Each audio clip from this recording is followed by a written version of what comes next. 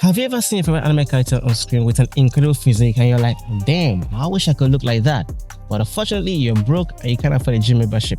But you do want to improve your physique, especially for the summer. And I'm going to show you how you can do that. And all you're going to need is a body weight.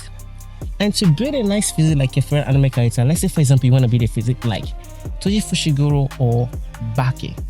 These physique are hybrid physique, and this is the kind of physique you want to aim for. And hybrid physique is basically the kind of physique that allows you to jump, sprint, and even lift weights without having to run out of breath or pull on hamstring. And also, it also allows you to do some basic calisthenics workouts. For you to complete this kind of physique, there are lots of things you need to keep in mind because there are some parts of the body you need to develop. Let's take Toji Fushiguro for example. His physique is mesmerizing, and he also became a very famous character despite he being a villain, all because of his physique. And why is Toji Fushiguro's physique very interesting? Well, Toji Fushiguro's physique is mesmerizing because first of all, he has the kind of physique every guy wants to have, which is basically the V-taper, the upside down triangle, because he has a very broad shoulder, his waist is very thin, and his lats are completely developed. And those are the body parts you really want to improve. And also, he also have a big arms, and also he has abs. And just so you know, if I have to estimate his body fat, I would say Toji Fushiguro might be maximum 12% body fat and minimum 8% body fat. And mind you, we don't want to forget about his chest too, because his chest is also completely developed, because those are the parts of the body that actually makes your physique look very masculine and very attractive. So broad shoulders, lats completely developed, big arms, chest that are completely developed, and make sure that your waist is completely small. So what kind of exercise should you do to build this kind of physique? We're going to start with the shoulders. To build your shoulders, you want to do the pie push-ups. The pie push is going to help you build your shoulder, and you want to do 8 to 12 reps and 4 sets each. And the easier it becomes, the more challenging you want to make it become.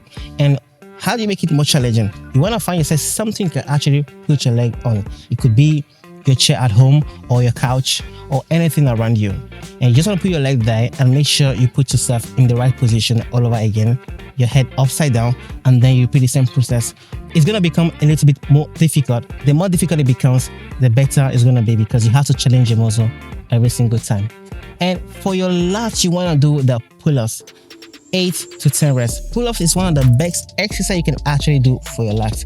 And the cool thing about pull-ups is that you're basically 3 birds with one stone, because you are actually mainly targeting your lats, but you're also working your shoulders, your triceps, and your biceps. But mainly you are working out your lats. But if you really want to actually target your arms, which is your biceps and your triceps, for your biceps you want to go with the chin-ups. The chin-ups also works out your back, obviously, but it also targets your biceps, and you want to do 8 to 10 reps each. And for your triceps, you want to go with the dips, and 8 to 10 reps is perfect for that also too. And the cool thing about this is that you're also working out your chest, the lower part of your chest. So you're not just targeting your triceps, but you're also targeting your lower chest. And for you to actually develop your back completely, you also want to do the Australian pull-ups. This is also going to target the upper part of your back, and it's also going to make your back wider. And your chest, well, that's basically easy. For your chest, you just want to do push-ups. You want to challenge your muscle as much as possible. 8 to 10 reps is perfect if you're a beginner, but if you're someone who can do more than 10, aim for 15, and that will be also very good to challenge yourself. And to target your upper chest, because the upper part of your chest makes your physique look way more aesthetic.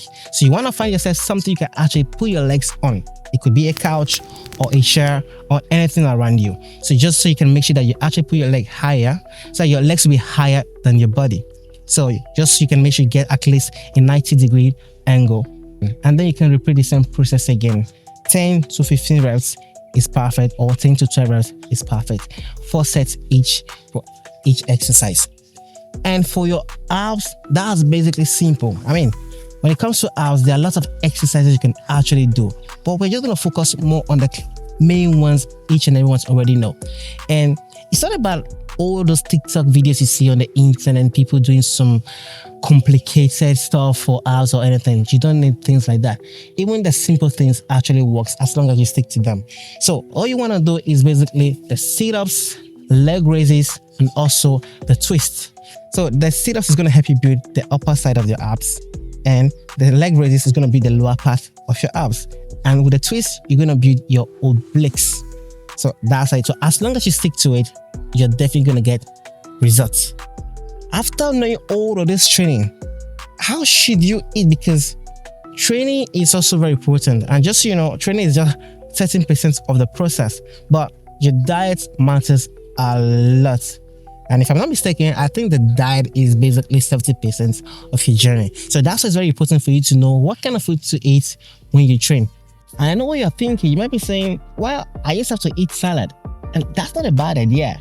Well, the thing is that salad won't be enough for you to build muscle. There's a big difference between you trying to build muscle, you trying to lose weight, and you trying to lose body fat. And that depends on your starting point. If you're someone who's overweight, you want to go into calorie deficit. And if you're someone who is skinny fat or skinny, you want to go into calorie surplus. And calorie deficit is basically you trying to eat less food than you burn. So you need to move more and eat less, basically. But also at the end of the day, it's not just that, because most influencers online always say it's about calories in, calories out. That's true. But the quality of the food also matters a lot, because some food will make it easy for you to stick to your diet, and some food will make you want to depend on willpower for you to continue your diet, and you don't want to do that. Let's say, for example, now you take an egg, and let's just say an egg has 150 calories, and you have a chocolate bar. The difference is that, despite the fact that it had the same calories, but this was going to happen. If you eat an egg, the egg has more nutrients, and that's going to support your goal. An egg's not gonna spike your insulin. But if you eat a chocolate bar, especially on an empty stomach, guess what's gonna happen? Your insulin is gonna go up, and when insulin goes up, you're always gonna be having cravings throughout the day. And that's gonna make it really difficult for you to stick with your diet. So very important for you to know that there's a big difference between you trying to eat for results and you trying to eat for pleasure. And that's why it's very important for you to know what, when, and how you should eat. So when you start exercising, you want to make sure you get protein into your diet. Now we should talk about how should you eat. First of all, you want to consume fiber first. Then after fiber, you want to consume your protein and then your carbohydrate. Like I said, it's also very important for you to know the difference between you eating for results and you eating for pleasure. I would say carbohydrate should be something that you consume for pleasure because it tastes good. So you want to keep that as your last meal. So you eat your fiber first, maybe your salad, and then you eat your protein. It could be your steak, chicken, or fish, and then you eat your carbohydrate. It could be rice, pasta, or your bread. So you want to keep that order. The reason you want to eat like that is because if you eat your fiber first, it's going to help your blood sugar stay balanced. And when you consume protein, because fiber and protein does not spike your insulin, so you want to keep your insulin leveled up.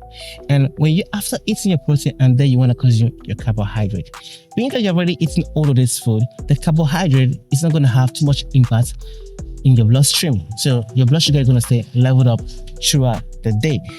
That's all I have to say for this video. And in case this video was helpful, please give a like, and a subscription to my YouTube channel will be very uplifting. So guys, until then, see you in the next video.